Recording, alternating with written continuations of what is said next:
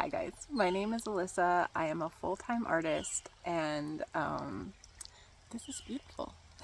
I'm in a really beautiful spot outside because today I wanted to talk about creativity and getting inspired by what surrounds you. So a little backstory about me is that I used to spend a lot of time in these kinds of places as a kid. I didn't have a heck of a lot of friends, and this is where I spent my time. And out of boredom, I used my artistic, intuitive self to sketch and create art in these locations. And sorry, I don't have like a tripod thing. So this is a great way to get inspired. I know that some people get really stuck on what to draw, what to paint, and the answer is simple. It's what surrounds you, your life, your influences, the people and the places that are around you. And you don't have to paint or create exactly what you see. You can just pull inspiration from it. I used to kind of create other worlds and other lands that aren't our own based off what I was seeing. And I was also pulling from exactly what I see. So this was the area that I was inspired by. So I know some people really have struggles with what to paint, what to draw, what to create. And they get like a lot of artist block when they're trying to sit in front of a canvas or a piece of paper. And the answer to that is just create. Create what surrounds you, what you see every single day, and what you experience, and who you're around. It's that's where inspiration, the deepest, most personal, the most authentic way of creating art. For me, when I am seeing, like, for example, this surroundings, I like to take like a wildflower or a piece of interesting grass. I'm sorry, the highway is actually right up there. A piece of interesting grass or a log or something, and I will like incorporate that into a fairy drawing. Or I'm just interested in the shapes and the textures and the colors, and I'm creating something more abstract. Or I'm drawing or painting exactly what I see. So there's so many different avenues of what you could do to use the environment that you have to create something unique to you. For example, these grasses. I love the shapes of them. They've got nice wispy, flowy lines and beautiful shades of different varieties of green. Finding those kind of things that some other people might find really mundane and normal, you can find a universe of creativity from. The little grasses that come up from the rocks. Like, how cute would that be as a little painting? I love this. I love the sun in the shallow creeks. I love the, like, beautiful warm tones that come with that in combination with the ferns.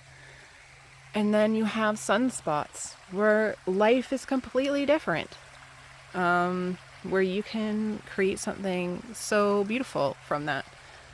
These are all things that you can be inspired by. I think some people get really intimidated, like their work needs to be perfect every single time they make something. And that's just not the case. You're not going to make like a masterpiece every single time that you create.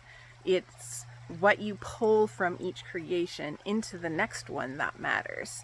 So for example, if you have a sketch that you've done and you like certain parts of the sketch that you've made, like it could be a color, it could be a line, it could be a shape, it could be a texture, you bring that into the next piece of artwork and you build on that. This is actually why plein air exists, because You're out in the wilderness, you're painting something really quick. You only have a certain amount of time because the light changes and everything changes drastically within like 5 minutes. So you're just making notes. It's like a notepad. You're making notes for the next piece that you're going to bring home. And you're going to build on that in whether it's like a line you made or whether it's a color you liked or like etc. etc. You could be inspired by that drawing or that sketch or that painting, bring it home and incorporate it in a bigger, more elaborate piece of artwork. Excuse my angle here. This is one of the things that I love. I love this. It's the sun in the trees. It's just so majestic. It's my favorite every single time, and I take so many photos of this. So there's so many birch trees here. I'm gonna have to come back. I'm gonna have to come back and paint those because those are beautiful. And I have hardly any birch tree paintings, so I gotta get on that. I chose to be out here today to talk to you because it's so much better just showing you. And I feel like I'm in a different space when I'm outside rather than in my studio. And a different kind of conversation and different kinds of thoughts come out when I'm out here. It's the way that our brains work. Like if you're with a friend and you're going for a walk with a friend, your conversation is going to be vastly different than if you're just sitting face to face on a couch or at a coffee shop. And there's something beautiful about that, to kind of have conversations and thoughts in different environments. And the same goes with artwork, with that idea. When you're out doing plein air, it's going to be vastly different than when you're painting in front of your canvas with a photo in your art studio. So that could be a really fun challenge, and if anybody wants to do that, and send me, if it's your first time painting outdoors, send me what you have. I would love to see it. I also wanted to share a fact with you guys. Okay, so if you're not familiar with the old masters meaning Picasso, Renoir, all of the historic people that we actually know about and their artwork, okay? Especially during the early 19th century, 18th century era, they made lots of artwork. It was a little bit post-impressionism, and they were an extreme experimental phase, everybody. So, or at least what we know. I'm sure there's other people, artists, that make things that we didn't even know about. But they made so many hundreds of thousands of pieces of artwork. And if you go onto YouTube or you research their paintings that are far less known, you will see that not every piece of artwork they made was a masterpiece. And you'll also see that there are drawings and sketches that inspired big major pieces. And they do like 20 of them.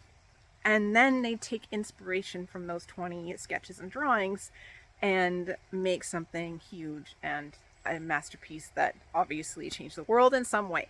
So don't beat yourself up. Just get creating and create as much as you can, because you only get better by creating more and constantly. Like, you got to keep creating and creating and creating. I hope that this was helpful for you. And if you have anything that you want me to elaborate on or talk about when it comes to whatever I talked about today, please leave that in the comments below, and do me a favor and subscribe. And that's very encouraging for me. It keeps me wanting to create more, even though I probably will regardless.